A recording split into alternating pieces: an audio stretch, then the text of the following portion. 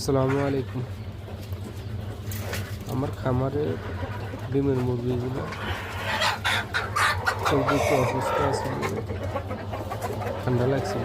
তারপর ঠান্ডার দাওয়াই দেওয়ার পরে এখন আলহামদুলিল্লাহ ভালোর দিকে আছে। তারপরে ডিমও কমে গেছিলো, এখন ডিম মোটামুটি আলহামদুলিল্লাহ বাড়ি আছে। খাবার দিলাম, খাবার দিয়ে এরপরে ডিম উঠেতেছি।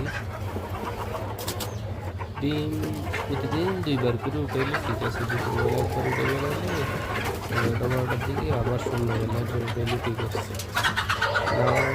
কি ডিম ডিম বেশি না হয়, অনেক মোরগ আছে ডিম বেশি দেখলে কি করে বসে যায়, ঘুম আসি যায়। অনেকগুলো এরকম। আমি কয়েকদিন শরীর অসুস্থ থাকার কারণে একসাথে সন্ধ্যাবেলা ডিম উঠেছি, বরং দেখলাম যে অনেকগুলো মোরগের মধ্যে আসি গেছে। আসি গেলে আরেক সমস্যা, ওগুলো বসে থাকে, সারাক্ষণ বসে থাকে, 10-15 দিন নিয়ে আর না আসলে তো রয়ে গেছে ওই 7টা দিন বন্ধ দিয়ে আবার ডিম পাড়া শুরু করে দেয়।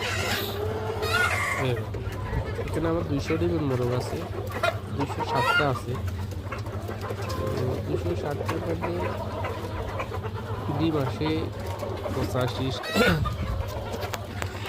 260টা মোরগের মধ্যে 85টা 87টা কোনো সময় আবার 70-75 চলে আবার কোনো সময় 110টা 12টা চলে মানে এটা এর বেশি এখন পর্যন্ত এর বেশি পাইনি। 112টা পর্যন্ত পাইছি 260টার মধ্যে, এর বেশি পাই না। মানে মোরগ এরকমই ডিম এত অর্ধেকে দেয় না, এই সিস্টেম মনে হয় না কি না। এবারে যদি 100 ডিম আসলে তাইলে অর্ধেক 50% নাও। কিন্তু আমার দেশে শুনে যে এই বিভিন্ন মোরগ আছে যে 90%, 96%, 80% ডিম দিতেছে। মানে মোরগ তো এত পার্সেন্ট ডিম দেয় না।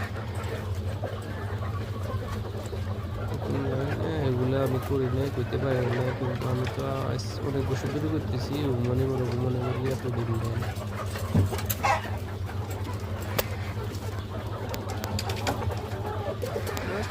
আলহামদুলিল্লাহ যতটুকু পাই ততটুকু।